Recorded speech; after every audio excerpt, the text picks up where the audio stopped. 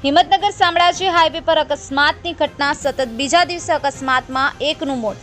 હિંમતનગરથી શામળાજી તરફ જતી car truck પાછળ ઘૂસી જતા કાર ચાલકનું મોત। હાઈવે પર જતી ટ્રકની પાછળ અચાનક ધડાકાભેર કાર ઘૂસી જતા કાર ચાલકનું કમકમાટી ભર્યું મોત। ગઈકાલે હાઈવે પર એક મહિલાનું થયું હતું મોત। કાંકરોલ સ્ટેન્ડ પર બની ઘટના સંજયકુમાર રમેશભાઈ ઠાકોર નામના 25 વર્ષ યુવકનું મોત। પોલીસ તેમજ 108 સ્થળ પર પહોંચી અકસ્માતને પગલે પોલીસે તપાસ હાથ ધરી। પોલીસે મૃતકના પરિવારજનને કરી જાણ। ઘટના સ્થળે લોકોના ટોળે ટોળા ઉમટ્યા।